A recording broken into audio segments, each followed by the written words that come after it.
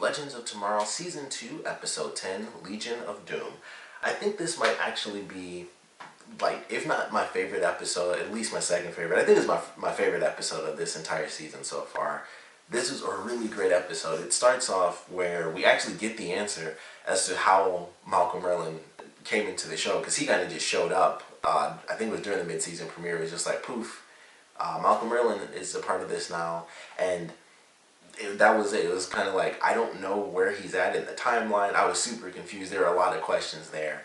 And there was one line that I thought made it seem like he was from the past, but I guess because he wasn't in the show or he wasn't in Arrow for a while, he didn't know all the specifics. But I think it was when he ran into, I think it was Sarah or something. He said something where I was like, oh, he must be from the past. But they show that he's actually from the last season with, like, he was literally watching Damien and Darhk get killed by Oliver. So I thought that was interesting, the way that they played that. And it's like, alright, well, they jump through time, they grab him from 8 months ago, and then they just go about their plan. They do their evil trinity sort of thing, and they pretty much argue. I thought the whole episode at first was only going to be them. I was like, this will be interesting to see how they do this, because Damien Darhk is the one who does the opening to it, and the actual opening is in like different colors, and this makes a ton of sense now.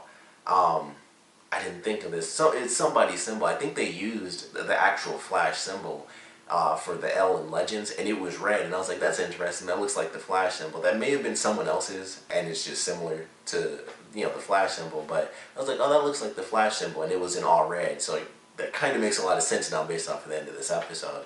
But going through, I was like, this will be interesting to see how they do a whole episode with just these three characters. And then it does transition to the rest of the team, and it was kind of like half mystery for the team, and then half of it was like emotional stuff with Stein, and that only came up because Rory was just, I mean, Stein called it perfectly, and he's just like, fake food for a fake person, and then it's just like, what?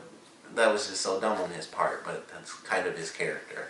And I like what they did with both stories for the actual Legends. I thought it was actually pretty good, where Stein's side was very nice. I really like the emotional side of it, where he has to finally go into this explanation of his daughter formally not existing, and she has to deal with the fact that she has all these memories that he doesn't even have, and they talk about the questions of which reality is the true reality and stuff like that. And I thought that was actually really cool. It was a cool little segment, but ultimately things work out for the two of them. And then the other side of it is the rest of the team trying to figure out what speedster they're dealing with. And this was obviously the best part of the episode. Once they get their answer and it goes back to the Legion, and we have the whole episode, it was just Damien Darhk and Merlyn arguing like crazy. And then eventually it gets to them almost killing each other and stuff, and, you know, Rip or Phil is like, hey, don't you guys realize that this is what's happening here? And that didn't actually end up being the case. He actually did need them alive. So if one of them did kill the other person off, that actually would have been a bad thing for him. He wasn't trying to pit them against each other. That just happened because they're villains and they have to be mad at each other. That's just the way it goes. And I love what they did with this episode, where they kind of introduced this in the last one. That was like the only thing that I thought was weird about it. This wasn't something that was introduced a long time ago, where like Eobard would just show up at random, or it was like, why isn't he here? Because there was like the whole last episode, and he shows up at the very end, and they talk about like, you know, finally you're here or whatever, and he's like, always running but never late or something like that. And it was like, alright, that was clearly the point of this episode, and he takes off really early in this one, and there's just like, I kind of wish that there was a lead up to it, but at the same time, it doesn't matter, because it was a great reveal. And, you know, we get to the ending, and when he finally does show up, and he goes to the bank with them, or basically to catch them to see what's happening, that's when we get a really great reveal, and the team figures out that it's actually Eobard Thawne that they're dealing with. Although he's supposed to have been dead and never have existed, he was pulled out of the timeline. Of course, Barry screwed something else up, which does explain how he was there, because that was the big thing when they first revealed him. I was like, how does he exist? Like, is he... I always assumed, I was like, this is the only thing that made sense until they actually talked about it in this episode. But it was like, the only thing that made sense to me is that he was just the future version of Eobard Thawne, before he went into the actual Flash series, because the whole point of the Reverse Flash is that he could never beat Flash and that he was always going to lose. So, like, his literal creation as a supervillain, he already knew what he was going to do in the end, which was lose. So I was like, that makes sense. He's always known that. That's the creation of his character. He finds out in the future that he's literally destined to be the enemy of the Flash. And I was like, that makes sense. I mean, why wouldn't he try to stop that? I just assumed that if that was right, then that just meant he would lose from the Legends, and then he would still end up going into, you know, the Flash timeline and dying, just like the way they did in the series. And then they revealed that this version of Eobard Thawne is basically the Flashpoint version of Eobard Thawne, because he mentions, you know, Flash took me outside of the timeline, and then he kept me locked up for months, you know, and that's the very beginning of this season of Flash. And I thought that was great. I was like, that makes way more sense than what I was thinking, because that would have just meant he was going to lose, and then he'd go to Flash and lose again and die. But I love the way they did that, where he's like, yeah, he took me out of the timeline, he made Flashpoint, and, you know, once he lets him go at the end of the episode, because I guess this isn't a spoiler, they reveal the whole thing pretty much, but the reason Barry lets him go at the beginning of the season is because he has to basically correct things. So I guess after he did that, he did what he was supposed to do and was like, well, that's done. Now I'm going to try to change my entire destiny. And it made a ton of sense. And then they have a great reveal, which I didn't know when this was going to come back. I thought it would be in The Flash. I didn't expect it to be in Legends. But he talks about how he was being chased by something. I'm like, okay, that makes sense. It's the time wraiths. And then as they go through, I'm like, yeah, he's going to talk about the time wraiths and how he's being chased down. And it's just a bunch, because he's been in the show for a whole season, just killing off a bunch of people, doing all sorts of crazy crap. It makes sense. More time wraiths are just going to keep showing up to try to catch him, and it's just harder and harder for him to escape because there's so many. That's where my head was. And then he's like, it's not a time wraith, it's something more, like it's a thing, like a monster.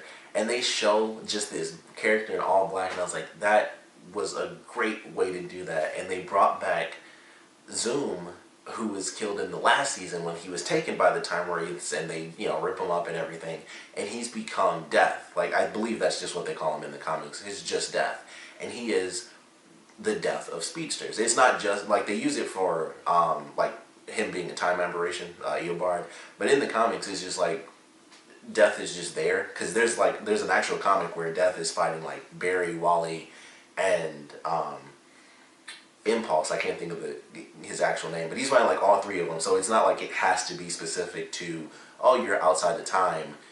It's kind of like, you know, that may have been, I never read that comic. That could have been all about them screwing up the timeline. I actually don't know, but I thought it was great that this is where they decided to bring back this character. I assume that this will not be the last we see of it, because of course Eobard is going to be using his powers like crazy to fight the Legends. But I thought that was a phenomenal reveal at the end. I was already enjoying this entire episode, and then they just had a great reveal at the end, and they actually trap it inside the bank, which I thought was a nice little sequence, and it's running around and stuff. And also seeing Eobard Thawne he looked like he was about to cry. Like, he was so scared to actually die that it was just a grace. It was kind of funny, but I'm like, this is actually kind of cool. And I feel like this is also the most that we've actually got to see that actor act in this entire series. Even though he was in there before Malcolm Merlyn, I still feel like we barely get to see that guy. So this, I thought, was a great episode for that edition as well. Like, especially during the bank sequence, because they lock him in and he's looking at his watch and he's freaking out. He's like, okay, like, I understand, I do need you guys as much as you need me, but if you do not open that up, we are dead. And he's freaking out this whole time. And I was like, this is something we never see from this character when we get to see him in general, because we barely get to actually see this guy act in the show. So love getting to see that, because he was a good actor, especially when he does scare. Apparently he's good at that. But that was a phenomenal ending to this episode, and they actually defeat Death temporarily, and they head off, and now they have the memories of Rip Hunter, and then they alter them before they put him back in. So not only are they going to get the rest of the spear, so they'll get to rewrite their destinies, or they'll most likely be stopped, of course, by the end of the season. But as of now, Rip Hunter is on the side of the villains, and they changed his memories to basically say, hey, we're your friends, and you're a bad guy. And so now the next episode is about Rip going in and killing George Washington. So That's crazy. That's just nuts. So I can't wait to see how this next episode turns out, where the team has to deal with Rip and what he's going to be like as a villain, and certain things that he might reveal that maybe we've never heard before because it's stuff that he decided to keep personal or something like that. So I'm very excited for what they're going to do in this next episode. Don't know if it'll be better than this one. I just really love this episode. It was great to see the villains just have personal time. It wasn't just the villains versus the heroes. It was the villains alone fighting each other most of the episode, and then we get the reveal at the end, the connection with Flash and how they brought in Death, which was like, that was just really nice. I just wasn't expecting it, and I love that. I was like, maybe he's running because he has to do certain things within the timeline constantly because, you know, as they talk about, time isn't, you know, they don't change it and then poof, it's permanent like that. So maybe he has to keep going in and changing something. That was my guess. And it just takes a lot of time because he's jumping through different time periods. And it's like, all right, I have to change this about my history as I'm trying to change my entire destiny. And then this is done. I have to go to this different time period to change this or something. That's what I thought. I thought it was as simple as he's jumping through time constantly because he has to keep himself alive. And it's a bit simpler. He's just being chased by Death, and it's about as fast as him. So love that. We'll love it. You know, we'll love to know what you guys thought about this episode. So please comment below. Let me know your favorite parts, least favorite parts, and I want to know how you guys feel about them turning Rip evil. Not what I expected as far as him getting his memories back. I didn't even think he'd actually get him back in any form in this episode. Like, he was just in that chair the entire time. And then it's like, alright, well, poof, now we're going to make him a villain. So he's gone from Rip Hunter to Phil, whatever his name was, the film student, and now he's back to Rip Hunter, but he's evil Rip Hunter killing George Washington. So I'm excited to see where they take it. But like I said, we'd love to know what you guys think about that and what you guys thought about the episode in general. So please comment below, let me know, and thanks for watching.